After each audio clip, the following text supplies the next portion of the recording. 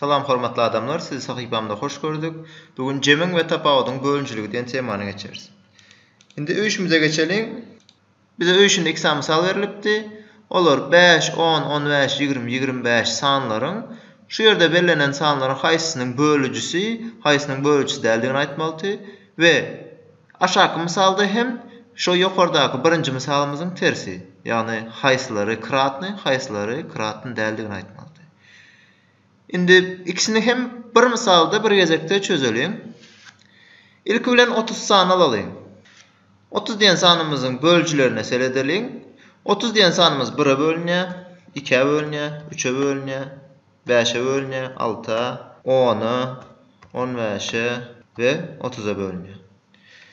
Indi şu ýerde seretsek, şu belirlenen sanlaryň 5, 10, 15 sanlar şu sanlaryň içinde bar. Onda 30'un bölüjleri 5, 10, 15 oldu. Indi ikinci misalımızda hem 36'nın bölüjlerine seretmeli. 36'nın bölüjlerine seretsek 1, 2, 3, 4, 6, 12, 18, 36. Bu yerden görüşümüz ýaly şul 5 sanyň hiçbiri yok. Onda 36'nın berde bölüjleri yoktur. İndik sanımız 50.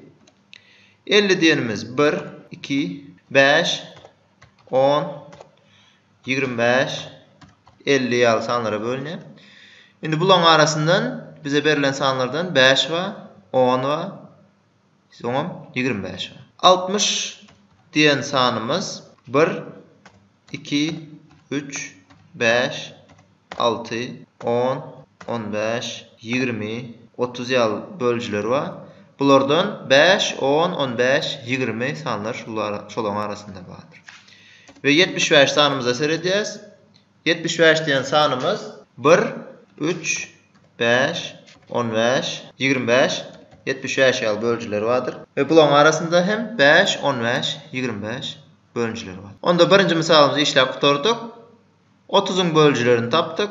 36'nın bölüjlerini tapdyk, 50'nin, 60'ın we 75'in bölüjlerini tapdyk-da şolaň arasyndan haýsysynyň dengelýänini aýtdyk. Indi ikinji misalymyzda 5'e kratny haýsylar bar şu sanlardan.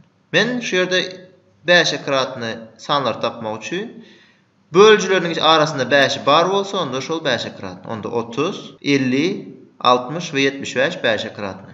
10'a kratnylarymyz 30, 50, 60 oldu. 15'e kratlarımız 30, 60 ve 75 oldu. 18'e kratny diňe 36 oldu. Galan 18'e bölünen ok. Ve 25'e kratny 50 ve 75 oldu.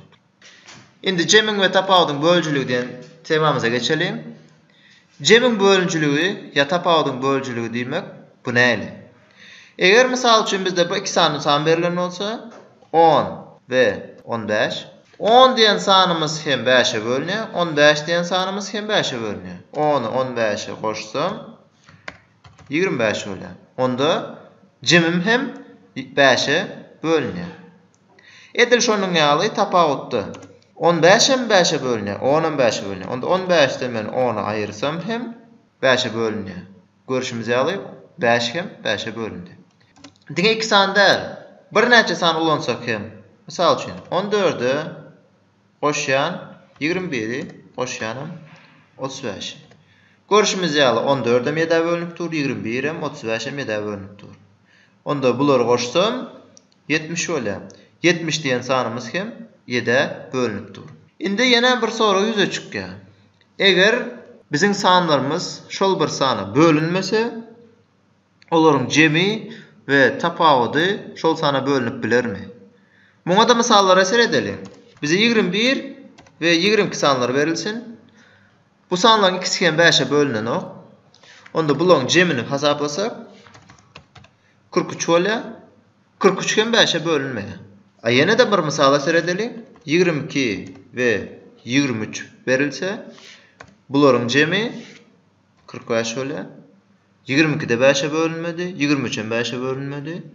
Emma 45 5'e bölündi. Onda biz eger iki sanymyz şol sana bölünmese, biz emele gelen netije şolaryň jemi ýa tapawudy şol sana bölünýär ýa bölünenok diýip aýdyp bilemsek.